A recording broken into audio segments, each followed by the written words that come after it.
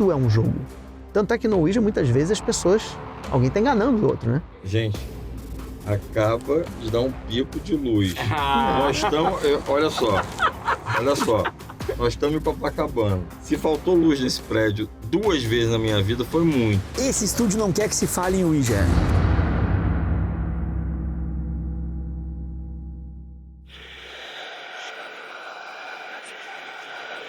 Olá pessoal, eu sou o professor Adriano Viário e mais uma vez com meu companheiro Fernando Drummond começamos mais um episódio do Arquivo Estranho e hoje recebendo aqui o queridíssimo Paulo Ricardo Paes. Como é que tá, meu amigo? Tudo bem? Fala, Viário, tudo tranquilo? Tudo tranquilo. O Paulo vem aqui para falar com a gente sobre jogos, gente. Alguma coisa assim mais interessante do que isso, dependendo do ponto de vista, não existe. Até porque nós estamos falando de algo que conecta as pessoas historicamente, culturalmente. Existem jogos de guerra, existem jogos de aventura, existem jogos de ação, jogos de baralho. Ou seja, desde que nós nos conhecemos no mundo, nós conhecemos os jogos. E eu quero começar falando já pro Paulo. Paulo, desde quando o ser humano joga qualquer coisa? Olha, desde que o ser humano começou a interação entre eles, né? Desde a primeira vez que você tem uma fogueira que as pessoas se juntam, começa a trocar ideias, trocar histórias, trocar experiências. E o jogo é uma tendência natural a isso, porque as pessoas vão querer competir de alguma forma, vão querer se distrair. E o primeiro jogo que tem, não se tem a data exata dele, tem uma pesquisa enorme sobre isso, falando sobre vários jogos que a gente tem na antiguidade. Mas o primeiro, obviamente, veio da África, e chama-se Mancala, que é um jogo que você, inclusive, podia jogar com pedrinhas e ia cavando buracos. E o objetivo do jogo era você carregar essas pedrinhas que representariam bens, tipo trigo, comida, e você ia tendo que levar de um ponto ao outro. E dependia muito da estratégia que a pessoa ia fazer. Isso há cerca de 7.000 anos atrás. Já algo tipo um jogo da vida, um banco imobiliário, alguma coisa desse tipo, tratando com bens, né? Por que não é exatamente assim? O jogo da vida e o banco imobiliário são jogos muito interessantes. Eu aprendi a jogar jogando coisas assim, né? Eles têm uma tendência a rolamento de dados, né? Então tem uma questão de sorte. E os jogos, as pessoas tentam retirar esse conceito de sorte. Você tem jogos que tem isso, tem jogos extremamente estratégicos, que é só você construir uma mão, construir uma mão de baralho, cartas, né? E você, dependendo da carta que você baixar, você vai movimentando a sua peça. O jogo aí tem o objetivo de você conquistar pontos de vitória nesse tipo de jogo ou derrotar o tabuleiro, quando é um jogo cooperativo. Quando é um jogo semi-cooperativo, você tem, além de você ter que derrotar o tabuleiro, você ainda tem as suas próprias missões para cumprir. E às vezes você tem que terminar aquilo de uma forma que você termine sozinho, vivo. O que é um jogo cooperativo e um jogo semi-cooperativo? Tá. O jogo cooperativo, você tem como se fosse um inimigo comum. E as pessoas que estão jogando, os jogadores, têm que derrotar aquele inimigo. Ou derrotar uma determinada situação. Ou conquistar mais pontos que na regra é fixado. Ganha quem conquistar tantos pontos. Cumprir todos os objetivos do jogo.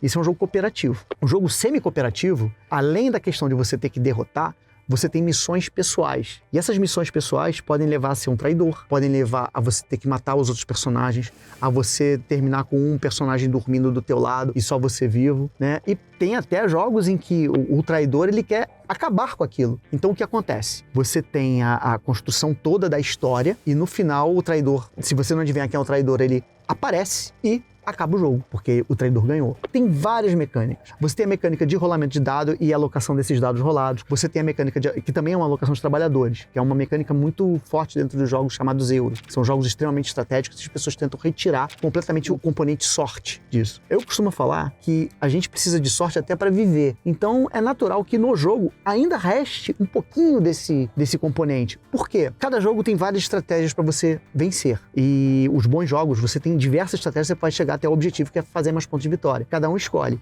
Mas dependendo da estratégia que você escolher, você vai depender que a outra pessoa faça coisas diferentes. Então você tem que ter a sorte de que a outra pessoa jogue de maneira a beneficiar você. Muito bem. Gente, se vocês gostam de videogames, o Drop de Jogos é seu espaço. Site de notícias de videogame com pegada cultural, cobrindo a cena brasileira e internacional. É a principal página que aborda os jogos indies nacionais. Dedica-se a notícias curtas, reportagens exclusivas e análises. É parceiro do portal Uai, do jornal Estado de Minas, e dos diários associados. Procurem no YouTube Drop de Jogos do nosso queridíssimo amigo Pedro Zambarda. É contigo, Drummond. Vamos dar um salto no tempo, então, Paulo, meu amigo. Década de 90 era garoto. Eu era moleque na década de 80. Então, década de 90 eu vivi isso tudo. Banco Imobiliário, War, Detetive. Confesso que eu era apaixonado por War, assim. War pra mim era...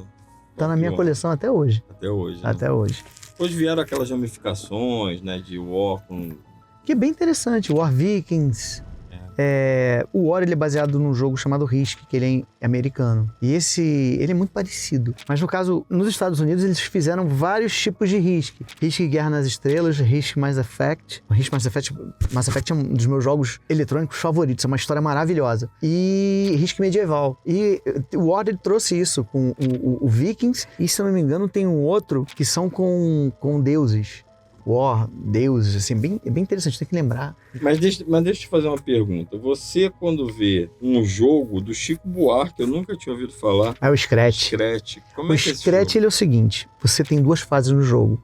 Você precisa montar o seu time de futebol e depois você disputa o campeonato. Então, um jogo que tem 6 pessoas, um jogo que dura bastante tempo, porque montar o time de futebol é ir no mercado, comprar jogadores, ter um técnico. No tabuleiro. Isso tudo no tabuleiro. No tabuleiro não, isso tudo é carta. Você vai montando com carta e depois você vai pro tabuleiro disputar a partida. E os times rolam um campeonato entre aqueles jogadores que estão jogando. O Scratch, quando ele foi lançado, foi tipo assim, uma super novidade. Só que tem muito tempo.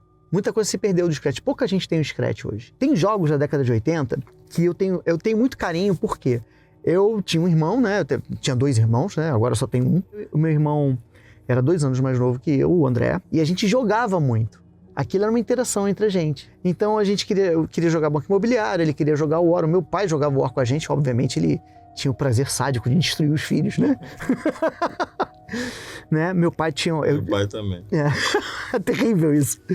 Tinha xadrez, a gente tinha um tabuleiro de xadrez que era do meu pai levou, maravilhoso, lindo. Eu tinha um gamão, né? Com peças de madrepérola que eu ganhei, eu adorava gamão. E eu jogava com meu irmão isso tudo.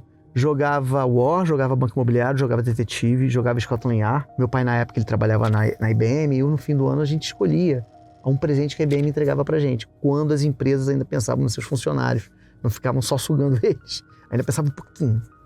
Muito pouquinho, mas ainda pensava um pouquinho. Então, eu lembro de um jogo que eu ganhei, que hoje eu procuro esse jogo, ele é tido como um excelente jogo, chama-se NX1, que é uma simulação de batalha entre 2 países. Você tem 2 modos, o modo avançado e o modo simples. O modo simples você vai colocando as peças, uma vai encontrando a outra, e a peça que tiver mais pontos de vida, mais condições de atacar, dependendo do terreno que você estiver, você vai destruindo o exército inimigo. No modo avançado, você além disso, você tem terreno, tempo, você rola um dado para verificar as condições atmosféricas, você tem nevasca, lama, chuva, então uma simulação mesmo. Isso é um jogo da década de 80, se não me engano, foi lançado pela Grow. E até hoje A Grow domina esse mercado, né? Havia uma disputa entre a Grow e a Estrela, né?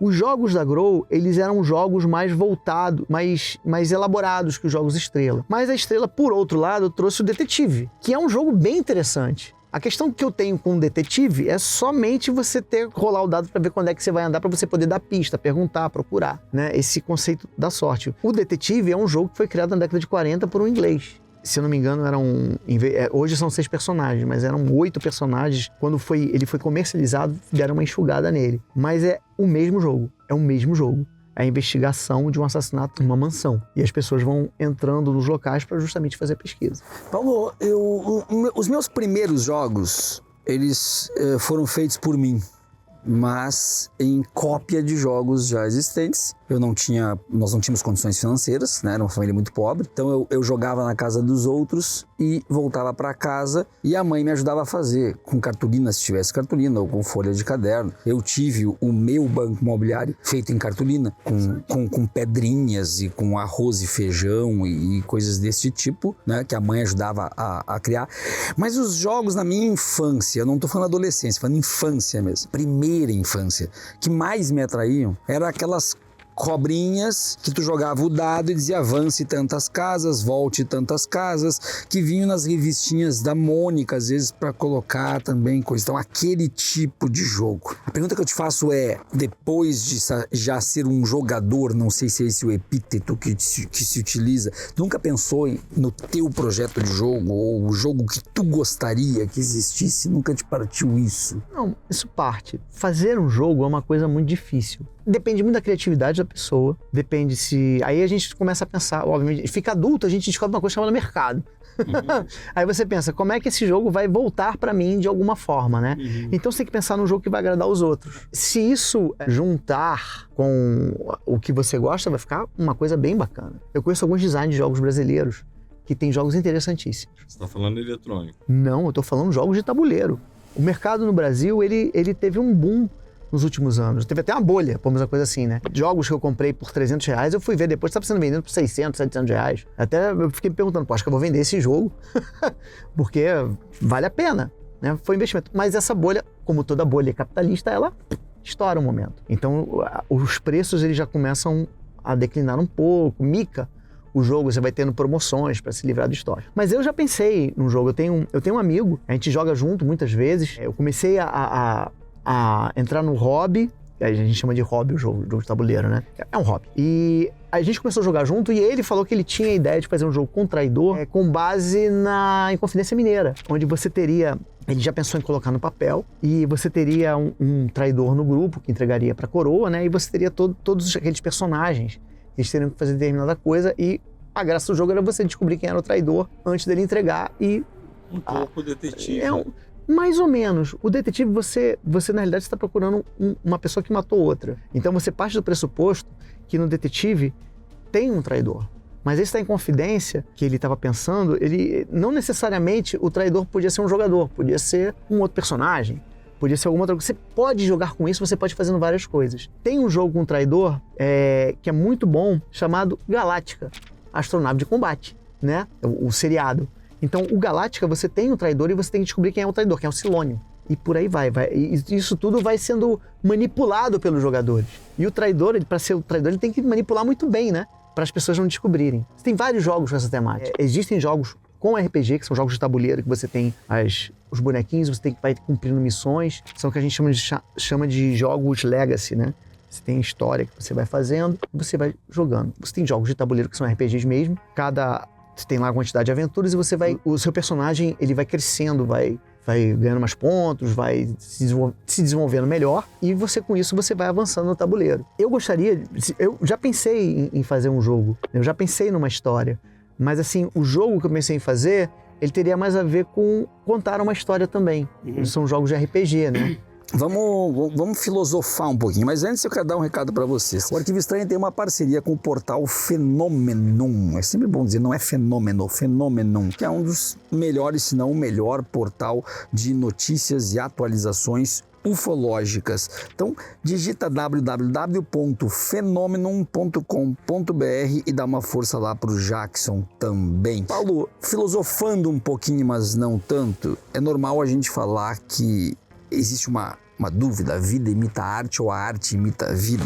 E isso é uma discussão filosófica densa. Tirando a arte e colocando o jogo, todo jogo é baseado na vida ou em algum momento a gente pode dizer que a vida acabou seguindo o caminho de algum jogo? Nossa, isso é realmente bastante filosófico. Eu acho que o jogo é mais um espelho do que as pessoas veem e, por vezes, coisas que você faz no jogo, você acaba levando para sua vida. É uma coisa curiosa, né? É uma coisa bem imiscuída. Tem um jogo chamado Twilight Struggle e ele é baseado na Guerra Fria. Você tem os Estados Unidos, você tem a União Soviética e vence quem tiver maior hegemonia dentro do tabuleiro. Demora horas. E é muito interessante. É um jogo bastante interessante. Isso veio da onde? Da Guerra Fria. A pessoa observou, pensou que aquele é um bom tema. Não só um tema, construiu toda uma história ali. Tem outros jogos, muitos são baseados em história.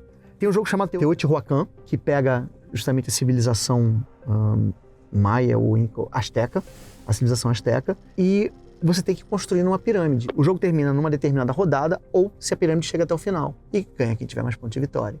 Aí no jogo você vai acumulando ouro, cacau, pedra e tijolo, e você vai caminhando pelo tabuleiro, alocando seus trabalhadores onde você quer ir, e com isso você vai fazendo os pontos lá que você precisa fazer, né, no jogo. Então, apesar de ter um tema, se você for pensar, ele só tem um tema ali para dar uma beleza pro jogo. Na verdade, você pode fazer isso com qualquer coisa. Você pode trocar pirâmide por árvores.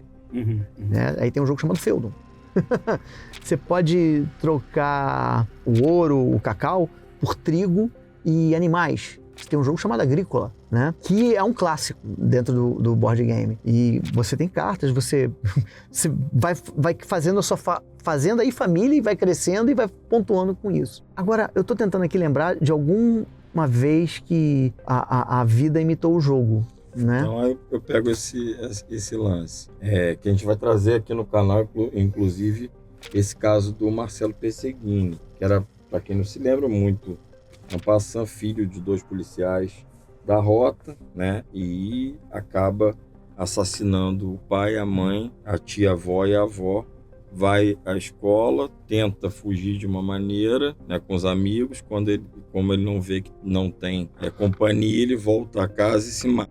Sim. E aí muito foi falado mesmo naquela época, que ele teria feito isso por ser influenciado pelo Assassin's Creed. Você acha isso possível? Se não, quantos assassinos teríamos aí? Olha, eu vou falar o seguinte, é possível se a pessoa tiver problemas, porque não o jogo é um ato lúdico.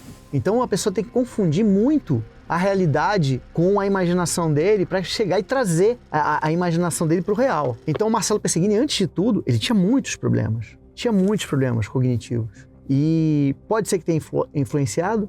Pode. Mas nesse ponto eu vou dizer que se ele jogasse bolinha de gude, ia ser influenciado pela bolinha de gude e tentar matar os próprios da pedrada. Porque ele tinha um problema. A gente, quando transfere um problema para um fator externo, a gente tem que pensar muito bem se esse fator externo, ele efetivamente, ele pode realmente influenciar alguém ao ponto dele cometer um ato desses. Seria como se ele fosse possuído pelo jogo. Uma coisa interessante, daria um bom jogo. É interessante, e aí eu te trago assim, eu sempre fui um cara, e eu sei que eu falo isso, as pessoas, às vezes, os meus amigos não gostam disso, mas eu sempre fui um cara lado A. E eu acho que eu comecei a ser lado A para incomodar, né? Porque eu fui um underground lado A. É uma contradição em termos, né? É uma contradição em termos. Eu sempre fui um cara lado A. Então eu era do fã-clube de Sepultura e eu gostava de Orgasmatron e Territory, né? Por quê? Porque é o lado A. Embora eu conhecesse toda a discografia, mas era o lado A. Sempre gostei do lado A. Minha paixão pelo Pagode 90 é o lado A. Então, em jogos, eu sou apaixonado pelo quê? Mario Bros, evidentemente, né? E apaixonado mesmo. Eu tenho aqui, né, um up aqui, né, do Mario, coisa. Por quê? Porque é o lado A. Eu gosto de músicas românticas americanas que dão em todas as rádios. Eu gosto de coisa. E eu fazia isso pra provocar, né? Se você é underground, conheço o que ninguém conhece, sempre me irritou. Sempre. O Bro tá brabo comigo nesse momento, eu sei. Mas sempre me irritou. Por que eu tô dizendo isso? O cara pode ver Mario Bros e começar a comer cogumelo pra achar que vai montar num dinossauro e sair por aí matando as pessoas, jogando raio pelo dedo. O que tu pode nos dizer sobre isso? Bom, na imaginação a pessoa pode absolutamente tudo, né? Mas se ele resolver comer um cogumelo ao ponto de ele ter esse tipo de ilusão... O vermelho, tá? Porque o verde ele vai ganhar uma vida. Ah, sim, o verde vai ganhar uma vida. Eu posso dizer que o vermelho... Se ele comer cogumelo, ele pode ver o que tiver, né? Ele vai ver absolutamente tudo, né? Inclusive, ele infelizmente pode ver o criador também, né? Dependendo do cogumelo que ele... A quantidade. Mas assim, a experiência de você jogar com psicotrópicos deve ser bastante interessante, dependendo do jogo. Tem jogos dentro desses cooperativos, né, que eu falei, ou semi-cooperativos, tem um jogo que é baseado na mitologia de H.P. Lovecraft. Você tem que derrotar um monstro daquela um jogo de investigação. Você vai muito parecido com, num certo ponto, com um detetive, onde você vai entrando em determinados lugares, né? E nesses lugares você vai resolvendo os quebra-cabeças que tem ali. E no final, você tem que impedir que um determinado monstro, aí o Cthulhu, o Yog-Sothoth, que são os monstros míticos lá que o Lovecraft imaginou, né? Venha à Terra, porque quando ele vier, um abraço, né? Não necessariamente você consegue, você morreu ali, mas muitas vezes sim, né? Tem, inclusive, um que o cara apareceu, morreu todo mundo, acabou o jogo. E a diversão é essa. Agora, imagina isso, você jogar com os amigos, usando alguma coisa para expandir a sua mente. As pessoas podem entrar no jogo mesmo, viajar. A gente tem um filme sobre isso, né? Que é o Jumanji. Eu ia te perguntar agora do Jumanji. Mas antes eu quero falar pro nosso pessoal aqui, se vocês querem propor alguma parceria ou patrocinar em algum espaço, vai aparecer aqui embaixo, contato@arquivoestranho.com. Entre em contato conosco, o canal tá crescendo e de repente você pode também se sair bem numa parceria. Jumanji. Eu já te confesso que eu prefiro o antigo, mas eu vi o remake, tá? Mas eu prefiro o antigo. Jumanji seria um desejo de todo jogador de jogos de tabuleiro poder entrar pro jogo? Eu acho que sim. O Jumanji é muito lúdico, é uma imaginação muito fértil. A história eu acho a história do Jumanji muito divertida, né? Um jogador resolver jogar um jogo que você vai ficar preso naquele jogo por... Mas você tá falando do antigo ou do novo? O antigo. Vamos falar do antigo. Uhum. O novo, ele é uma outra... Eu costumo falar que ele é uma outra mídia. Uhum. Porque ele já é a mesma coisa, só que um jogo eletrônico. Uhum. Né? Se a gente pensar, Jumanji, pô, acontecer aquilo, você poder vivenciar aquilo, é super interessante, né? Mas super perigoso. Tanto é que é Jumanji um jogo maldito, vamos dizer, coisa assim, né? O jogo de computador de computador, né? Do videogame é a mesma temática. Você entra no jogo. Quando o jogo é bom, você literalmente se sente dentro do jogo. Aquela sua atividade vai passar horas e você não vai nem se tocar que aquilo passou. Vai olha assim, pô, já tem 4 horas de jogo, caramba, que jogo bom, né? É que nem você ler um livro. Você vai ler um livro, dependendo do livro que você lê, você vai entrar naquela história e você vai ficar ali horas, né? Até você conseguir largar o livro e depois ir fazer suas coisas. Então, acho que sim, o jogador, ele gosta de imaginar que o personagem dele, quem ele tá fazendo, tá ali dentro e as coisas estão acontecendo com ele. Em relação a jogos malditos que você falou, o que tem de lenda urbana? Fala um pouco do Ouija. Fala um pouco dos jogos que são considerados amaldiçoados. Então... Dos jogos de tabuleiro, o Ouija, pela temática dele, é um jogo amaldiçoado. Inclusive, ele é um jogo amaldiçoado por uma construção da Igreja Católica. Se não me engano, no período pré-Segunda Guerra Mundial. Ele começou a ser traduzido dessa forma. Isso é recente? É recente. O Ouija, ele nada mais é que um tabuleiro onde você faz o jogo do copo. Uhum. Do né? compasso. Do compasso. Então, o Ouija, na verdade, ele é uma normatização desse tipo de jogo. Tudo é um jogo. Tanto é que no Ouija, muitas vezes, alguém tá enganando o outro, né? Gente, acaba de dar um pico de luz. Nós estamos... Olha só. Nós estamos em Copacabana. Eu moro nesse prédio. Eu já fiz 40 anos em março. Se faltou luz nesse prédio 2 vezes na minha vida, foi muito. Esse estúdio não quer que se fale em Ouija. A gente tentou jogar, o vídeo vai estar na descrição aqui. A gente tentou jogar, deu 8 problemas diferentes e a gente desistiu. O Paulo começou a falar em Ouija, pisca a luz, dá um pico. Bom, eu não vou falar nada.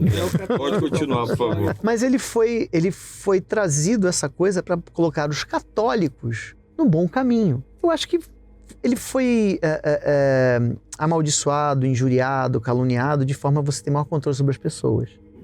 Mas é interessante, o Ouija é muito interessante. Eu acho ele um jogo bonito. Mas vamos fazer o caminho.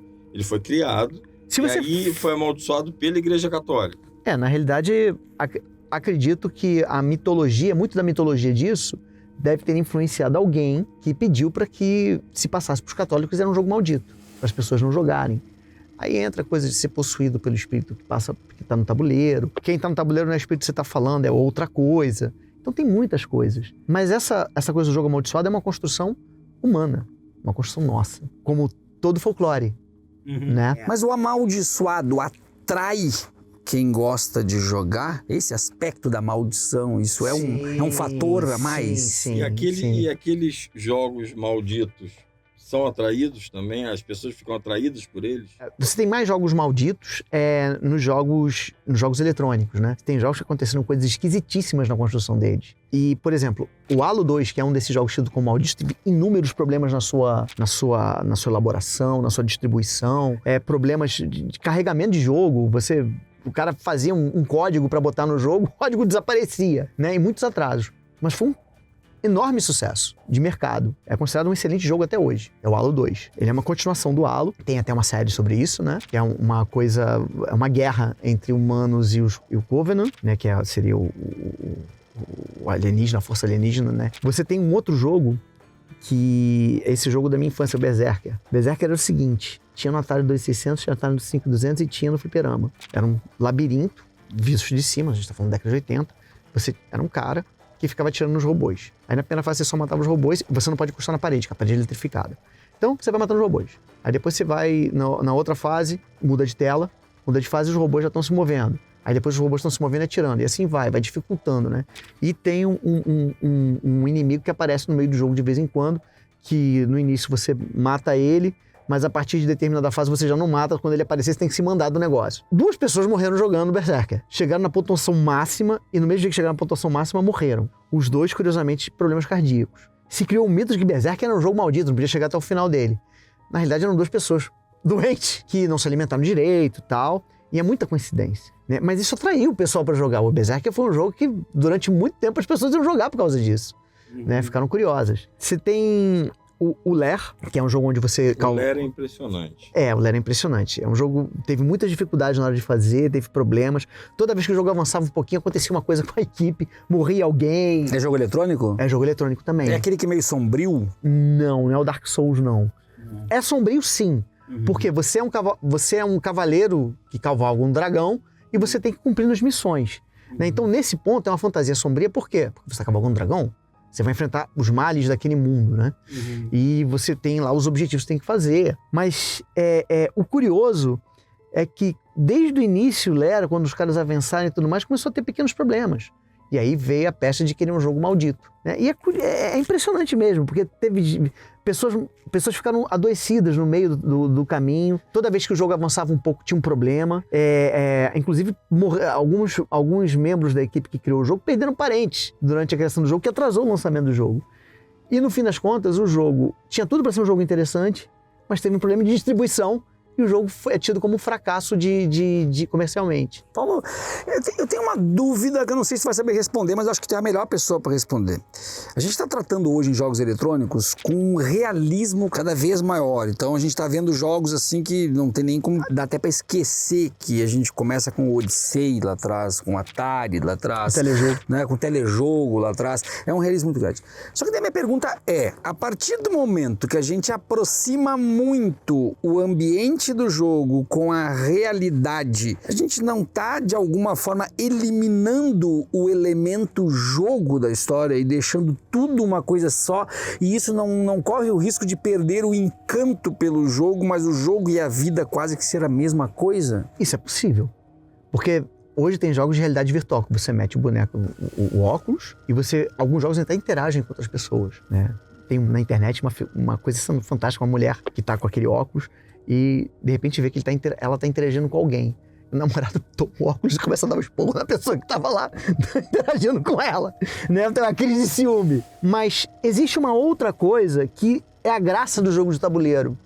Você está interagindo com as pessoas ali, na hora, em loco. Se eles conseguirem unir as duas coisas, sim, pode acontecer. Mas eu acho muito difícil de você unir isso, porque geralmente você vai para o jogo virtual quando você está jogando à distância. Por mais que você se conecte com aquela pessoa, não é a mesma coisa de você sentar numa mesa e jogar com seus amigos. Existe ainda um grupo muito grande de pessoas que busca jogo de tabuleiro? E aproveita para responder quantos jogos você tem, mais ou menos, de tabuleiro. Tem mais de 100 jogos. Mais de 100 jogos. Mais de 100 jogos. Ele vai mostrar pra gente alguns aqui já já. E todo ano eu me prometo que eu não vou comprar mais jogo. Aí, vai lançar tal jogo. Eu acho que eu vou ter que comprar. Eu comecei jogando quando era muito garoto com os meus amigos e meu irmão. Quando eu fiquei mais velho, descobri o RPG, o famoso Dungeons and Dragons, né? Você tem a série Stranger Things que trata disso e resgatou isso. Era uma atividade muito lúdica, porque o RPG, você efetivamente, se ele for bom, se quem cria a história for bom, você entra na história. Você se empolga, você passa dias jogando aquilo. Porque RPG tem outro detalhe, é jogo, com todo respeito, que quem tem uma vida normal não consegue jogar. Porque você, quando vai jogar, tem que ser todo mundo, naquele dia, naquela hora, e muitas vezes você não... tá marcado para terminar 10 horas da noite, 3 horas da manhã, o pessoal comendo pizza, bebendo refrigerante ou bebendo alguma coisa, e lá jogando, rolando os dados. Não tem fim, né? O RPG não tem fim. Né? O RPG, você vai fazendo as histórias, né? Chegou ao final daquela história, terminou. Mas aí você vai querer emendar com outra história. Você tem RPG pra tudo quanto é lado. Você tem RPG de terror, baseado no mito do HP Lovecraft também, que é o chamado de Cthulhu. Tem RPG baseado em Guerra nas Estrelas. Tem RPG baseado em Jornada nas Estrelas. Você tem RPG imaginando que a Terra voltou a magia pra Terra. E algumas pessoas se sofreram mutações e viraram elfos, anões, o anão da história, né? O anão lúdico, né? E hobbits, mas tudo com armas modernas, O nome dele é Shadowrun. É interessantíssimo, é muito bom. Até porque ele tem uma coisa legal no Shadowrun. Ele dá voz, o jogo quando foi criado, a pessoa vem criando a história, ele dá voz aos nativos americanos. Os nativos americanos deram um troco nos Estados Unidos. Tem lobisomem, tem o vampiro e Dungeons & Dragons, é o primeiro RPG, pontapé inicial. Esse eu cheguei a jogar, foi o único RPG que eu joguei. Ele é muito interessante, né? E é curioso, né? Porque na década de 80, muita gente que jogava RPG e ouvia metal era tido como satanista. Tiveram pessoas que foram condenadas por causa desse preconceito. Porque isso é muito interessante. Tem gente condenada que foi provada a inocência, mas não reconhecida, não é isso? Foi no Arkansas, né? Tem um filme e tem 2 documentários. Um documentário em 3 partes e um outro documentário que foi até produzido pelo Peter Jackson. Ele angariou fundos para provar a inocência daqueles garotos. Mataram algumas crianças, né? E começou a se pesquisar quem havia matado a criança. Aí tinha aquele povo esquisito, se vestia de preto, passava batom preto, ficava jogando aquela coisa satânica em casa e ouvindo metal. A polícia foi lá, pegou as pessoas. E eles só foram incriminados por isso. Ninguém viu eles no local, não tinha nada que conectasse eles ao local onde as crianças foram achadas. Mas porque eles eram os esquisitos, ficavam jogando aquela coisa satânica na madrugada e ouvindo metal e bebendo e fumando, não sei o quê, foram condenados por isso. Passaram-se mais de 13 anos, não só foram condenados, eles foram condenados à morte. Passou-se 13, 14 anos de pena, teve essa discussão, né, tem um projeto Innocence, né, e veio o DNA. Aí se chegou à conclusão de que o suspeito era um dos padrastos de um dos garotos assassinados. E a corte do Arkansas fez uma engenharia jurídica, porque se declarasse que havia prendido eles indevidamente, ia vir pedindo uma indenização milionária. Então, na realidade, foi como se fosse um perdão judicial. Mas eles foram condenados, mas não consta mais por conta desse perdão judicial, mas o Estado não admite que cometeu erro. Eu acho isso muito ruim, porque eu como servidor público, eu acho que quando a gente erra, o Estado, né, e no caso o Estado é meu empregador, a primeira coisa que tem que fazer é admitir o erro e tentar consertar o mais rápido possível.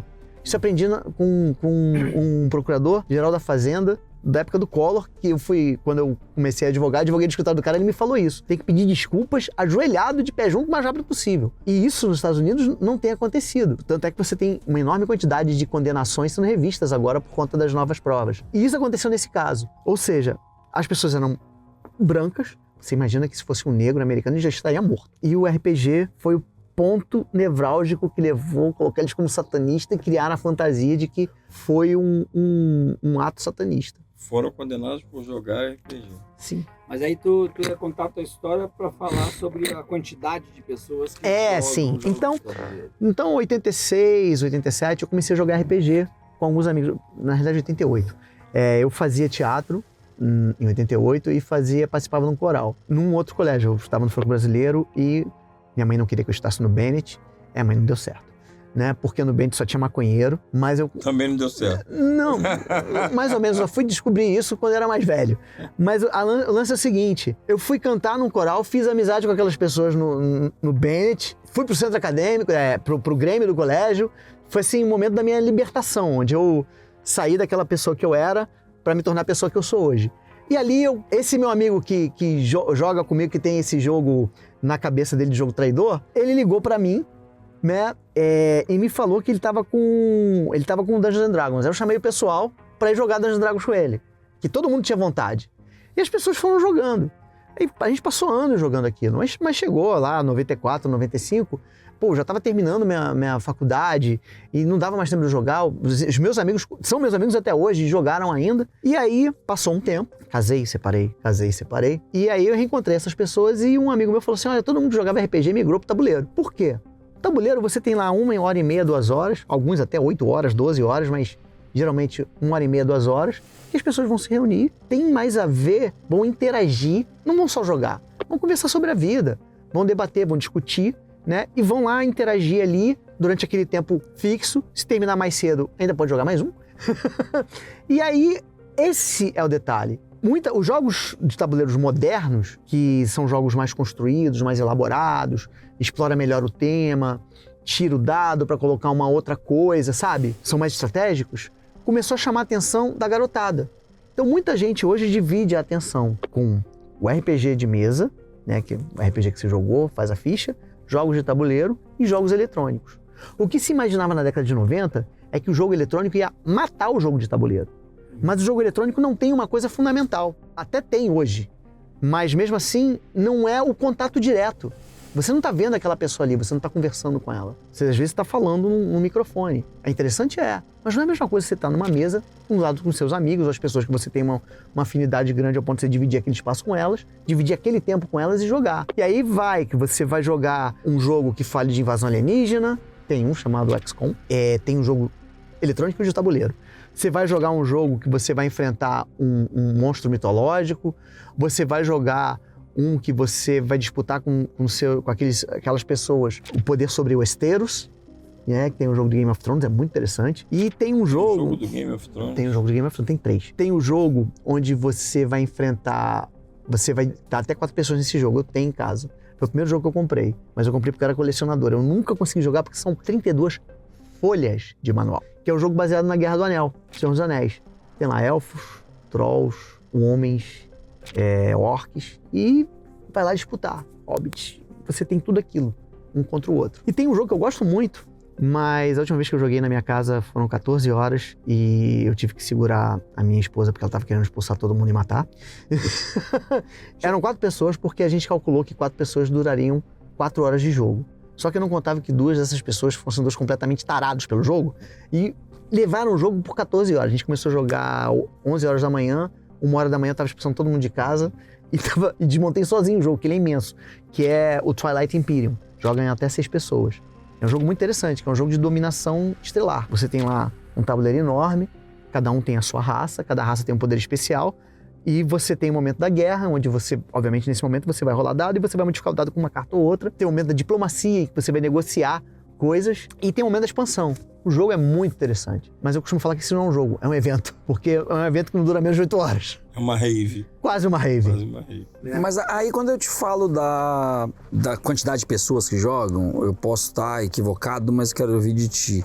Me parece que nós tínhamos no passado, antes do boom dos jogos eletrônicos, nós tínhamos no passado aquele grupo amante do jogo de tabuleiro e aquele imenso grupo que jogava o jogo da Estrela, o jogo da Grow por entretenimento, porque não tinha acesso ainda ao videogame. Com a expansão dos eletrônicos, a gente pode dizer que os amantes continuam ali, mas que esse imenso grupo, esse sim, foi cooptado pelo jogo eletrônico? Olha, o jogo eletrônico ele é meio que uma unanimidade, as pessoas gostam de jogar. Mas os amantes de jogos de tabuleiro, que é uma comunidade que vem crescendo, é muito aguerrido. Prefere jogar uma partidinha de azul a passar horas jogando Helldivers 2, por exemplo. É um jogo atual de eletrônico muito interessante. Mas eles são mais aguerridos, são mais fanáticos, vamos dizer coisa assim.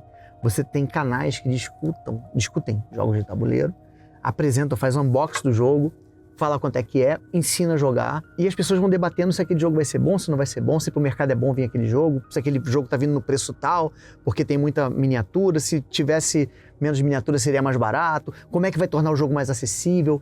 Tem isso tudo. Como um unboxing de celular que a gente vê, né? Como unboxing de qualquer coisa. Então, eu vou acabar mostrando só 2, porque quando você abrir o segundo aqui, vocês vão ficar enlouquecidos. Esse aqui é o azul.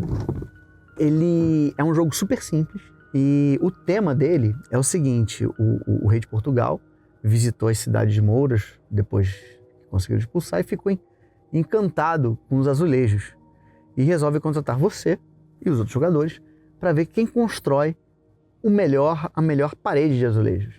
Então você tem que fazer um mosaico. Tem 2 lados, tá? Um dos lados já tem lá quais são as peças que tem que colocar e a outra é em branco. Você pode colocar o quanto você quiser e o que você quiser.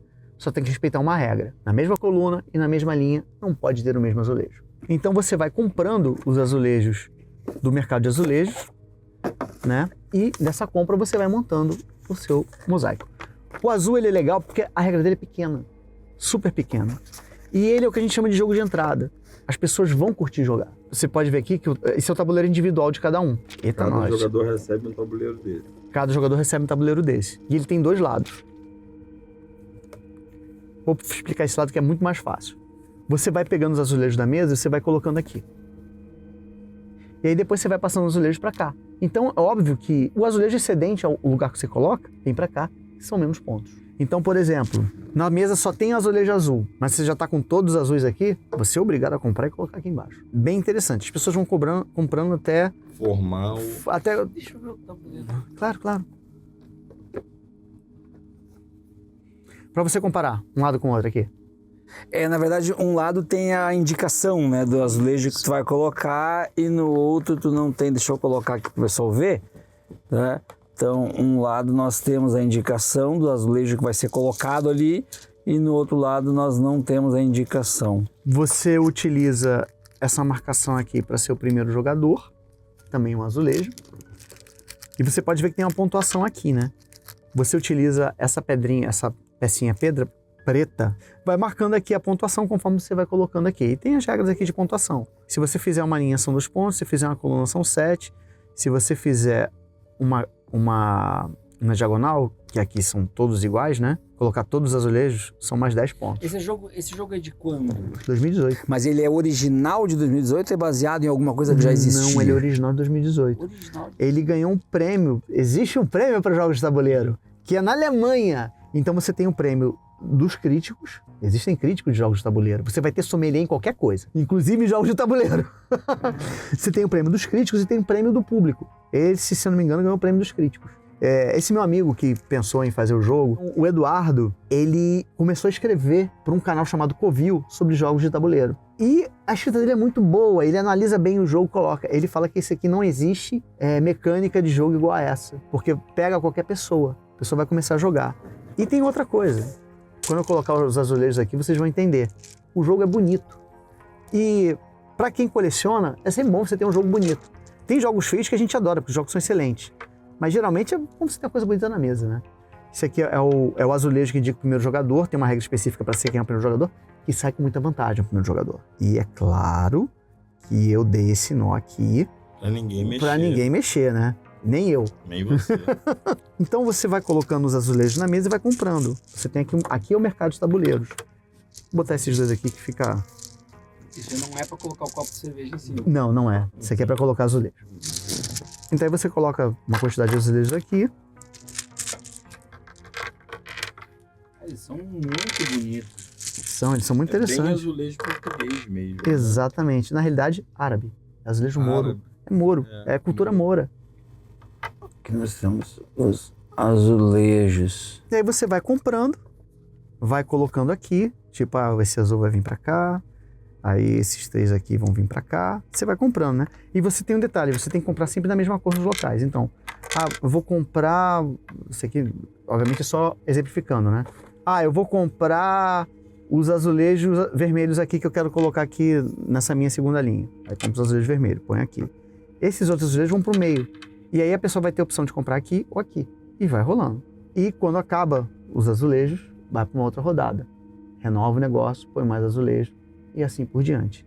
E o primeiro a comprar do meio recebe, vai ser o primeiro jogador da outra rodada e perde um ponto.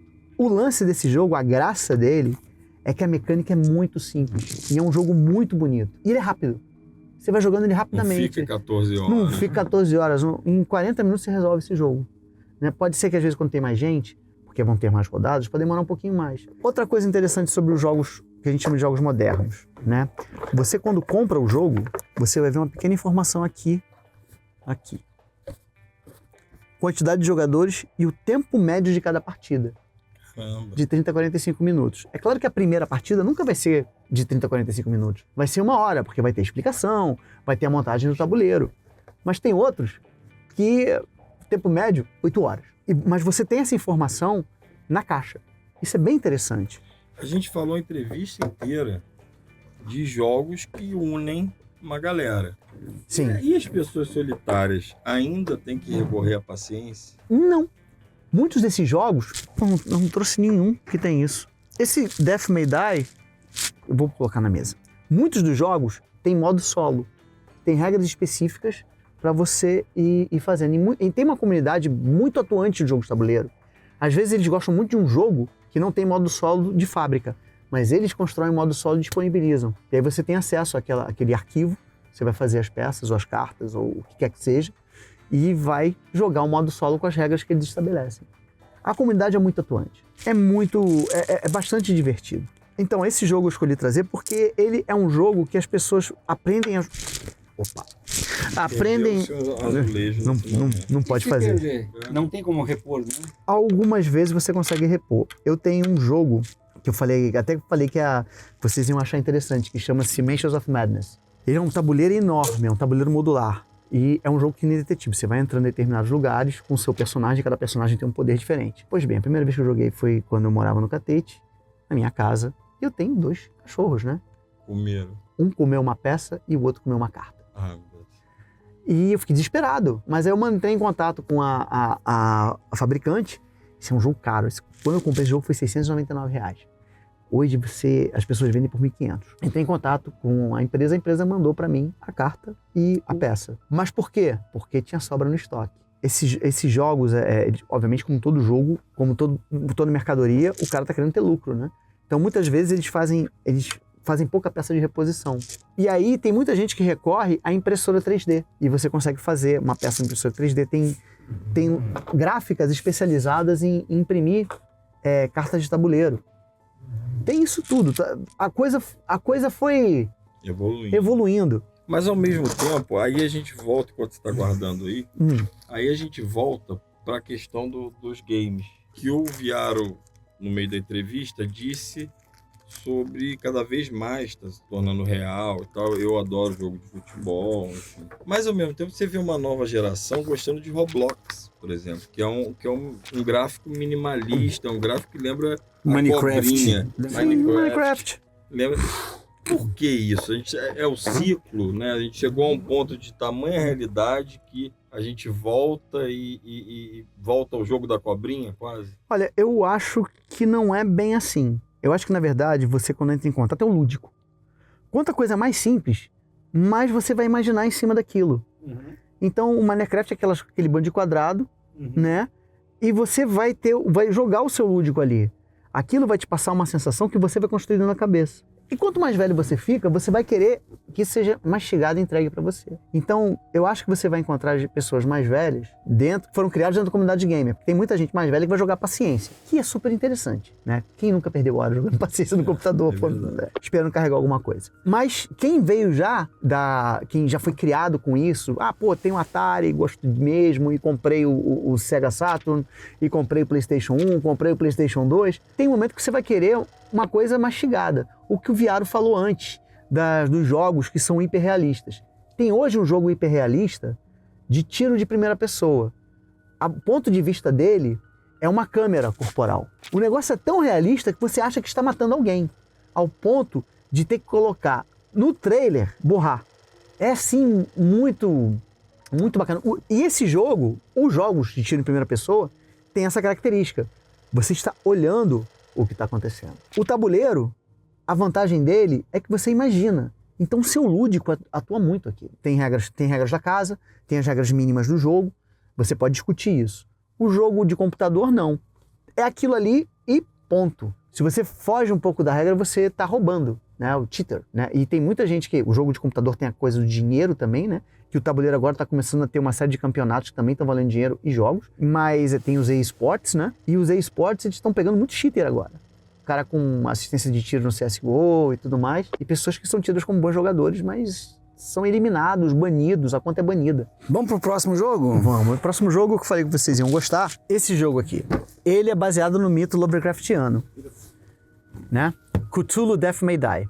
É o mesmo mito que tem do Mansions of Madness. Mas tem uma diferença entre os dois. O Mansion, você está evitando que o cara traga o grande inimigo para cá. Nesse jogo, você quer que traga o inimigo, mas você faz uma pequena... Você está sabotando o negócio para quando ele vier mortal. Então você pode eliminar o grande ancião aqui. Por que eu trouxe esse jogo? Porque ele é um jogo bonito também. Ele é um jogo interessante. Esse jogo é um jogo muito caro. Tem uma expansão. O valor dele, mais ou menos? Cara, quando eu comprei ele custou R$700 e hoje você encontra ele por preços mais altos. Porque uma outra coisa...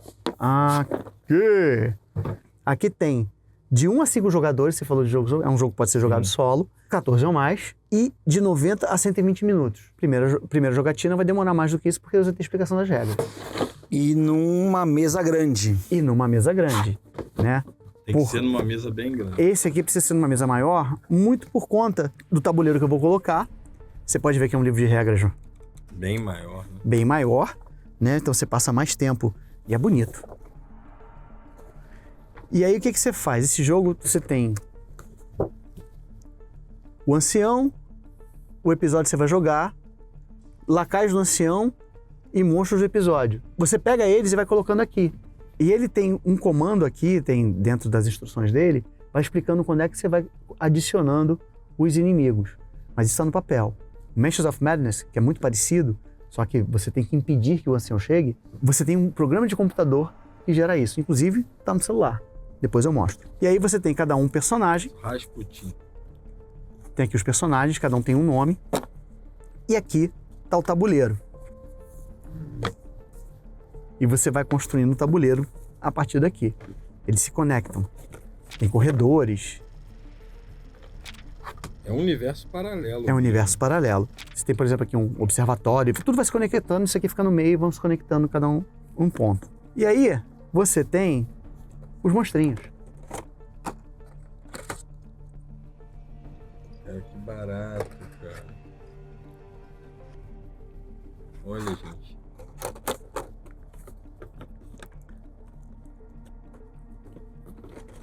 Ele é enorme. E acredite, o Mansions ainda é maior. É, né? É maior. Deixa eu ver se eu consigo abrir aqui. O Caverna do Dragão vem de RPG, não é isso? Ele, na realidade, ele foi uma criação dentro do Dungeons and Dragons, né? O Dungeons and Dragons, o jogo, o Caverna do Dragão veio depois do Dungeons and Dragons. A embalagem dele com os bonecos. É muito bem feito, muito bonito. Tem os personagens do lado também. Pô, pelo valor que você falou, tá até barato esse jogo. Pelo detalhe. Você tem que pensar que eu comprei ele há 2020. Ele é de que ano? Esse, se não me engano, em 2019. Eu tenho que ver o original São dele. jogos novos, né? São jogos novos. Se bem que esse jogo eu acho que é mais antigo. Ele veio pro Brasil em 2020. Tem um canal chamado Ludopédia, tem até aplicativo. E o Ludopédia o que faz? Você tem todos os dados dos jogos ali. Inclusive você tem um mercado dentro do Ludopédia, onde você pode comprar jogos usados ou jogos novos. Aqui tem a história que você vai fazer, os episódios. Eu joguei só o primeiro episódio desse jogo, né? Ah, você não jogou outros episódios? Não joguei outros episódios ainda não, né? E aqui tem personagem, cartas especiais. Você pode ver que Ainda tá lacrado. tá lacrado. É, Mas e por que tá lacrado? porque ele não usou. Porque isso eu não usei ainda. São vários episódios. Esse é o episódio 6. Tem mais 6 episódios, inclusive. Lançaram uma continuação. Aí você É uma compra expansão. a parte. Você compra... É outra caixa igual a essa. É uma carta que se chama Mito. Sim, a Carta do Mito. E tem aqui outros... Tem 6 episódios. Aqui é a Carta do Mito. A Carta do Mito você puxa e atrás tem a informação do que acontece no tabuleiro. Aqui, viado. E o Cthulhu tem 2 estágios. Lacaios de Cthulhu, Cthulhu estágio 1. Cthulhu, para quem gosta de Lovecraft, Cthulhu é um maior mito, né? Dele. O Cthulhu é esse aqui. Ó.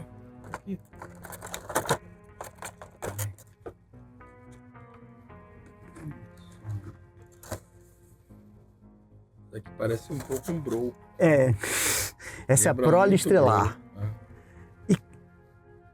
E cada episódio que você pega, você vai pegar um monstro desse da caixa e vai colocar. No Mansions, o Cthulhu é um bicho desse tamanho. Eu não comprei ainda isso, porque, além de tudo, é caro. E esse é importado. Mas tu compra peças a mais, é isso?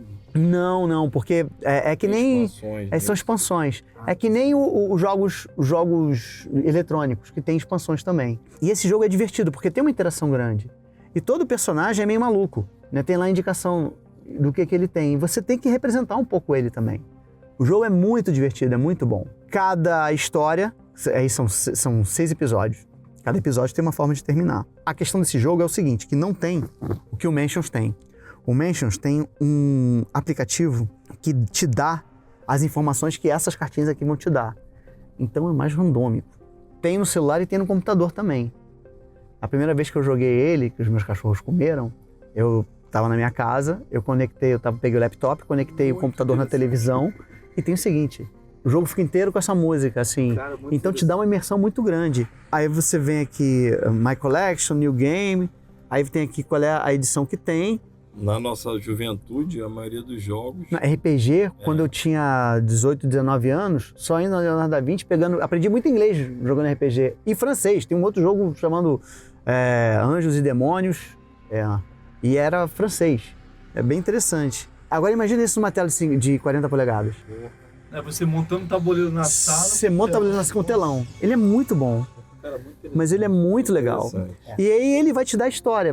Ele vai ter uma história narrando aqui o que acontece, o que aconteceu, e você chega no ponto. Ou num cemitério, ou num trem, ou num barco, ou numa mansão, ou numa faculdade. Deixa eu ver se eu entendi. Você só consegue passar de nível no jogo um tabuleiro se você conseguir descobrir um tipo de enigma e aí liberar no aplicativo. É isso, no jogo no celular? Na verdade não, esse jogo é diferente. Esse jogo é o seguinte, o celular ele vai te dar a aventura que você vai jogar. E o celular, o aplicativo, o que ele vai fazer? Você falou da carta do mito, né? A carta do mito nesse jogo, você puxa ela e aí você vai colocando os novos inimigos ou eventos que acontecem. Nesse jogo, o mito vem aqui. O celular é que vai te dar o que aconteceu.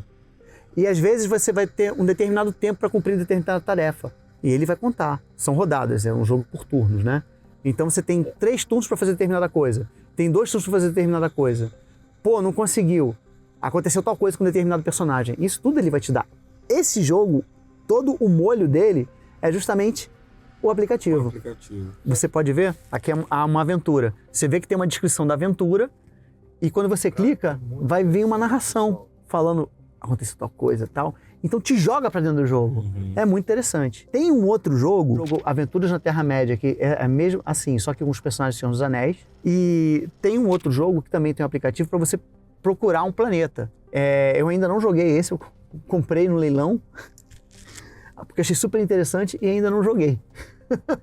Você comprou no leilão, tem leilão de jogos? Tem leilão de jogos. Então você consegue um jogo que foi assim, isso aqui custa R$700. Vou botar a venda no leilão, vou começar de 300.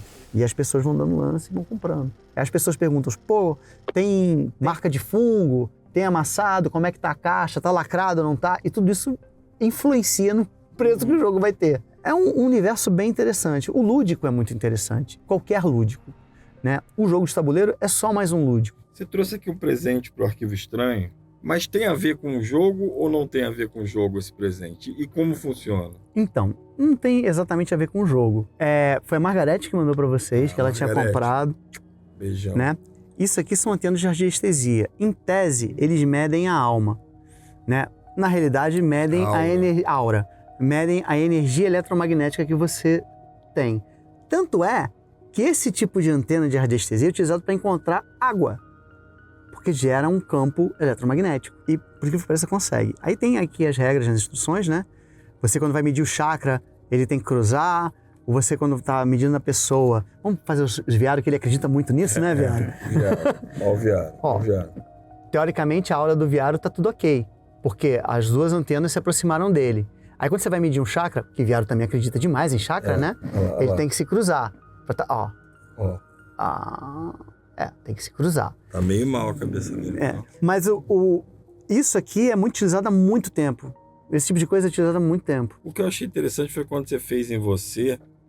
Mostra um pouco pra câmera que ele faz nele e quando chega no estômago, vai, tá tudo tranquilo. Mais ou menos. Isso aqui tem que esperar. Quanto mais próximo se aproxima, melhor você tá. Então tá mais ou menos. Eu tô mais ou menos. Mas quando vai chegar no estômago aqui... aqui tem um chakra, daí ele vai cruzar daqui a pouco. O ideal é que outra pessoa faça isso, né? Segundo as informações dos entendidos. Aí quando chega no meu estômago, vai dar o pira. Eu fiz cirurgia bariátrica. Então é uma coisa que eu preciso... o mais legal. Que eu preciso ver. Sensacional. É muito bacana. Agora, o curioso é o seguinte, é completamente solto, eu não tenho o menor controle sobre o que está acontecendo aqui. Eu só levo para cima e para baixo. Ele vai. A Margarete falou que vocês iam adorar isso aqui. Pô, eu adorei e eu acho que o Bro, ele tava pedindo isso há muito tempo. Tanto é que quando a gente ganhou, quando você entregou, eu chamei logo o Bro, porque isso é muito legal até para externos. Eu vou falar o seguinte, se aproximar isso do Bro, isso vai parecer uma discoteca. Ou então Ou vai... Quebre. Eu não E, posso gente, segurar. é dessa forma, com essa interação com o presente, agradecendo, que nós terminamos mais um episódio do Arquivo Estranho. Coloque nos comentários, tem mais algum jogo que vocês gostariam de falar ou comentar? Enfim, curte, compartilha, se inscreve, toda aquela O questão. Paulo voltar também e jogar ao vivo com a gente. Forte abraço. Dessa vez não vai ter problema com o Ouija. Não vai ter. Falou, gente. Um abraço. Tchau. Hello, strangers. Hoje eu venho falar com vocês de um tema extremamente polêmico. Eu não posso falar com ela. Acabar com tudo. A idade amaldiçoada para as celebridades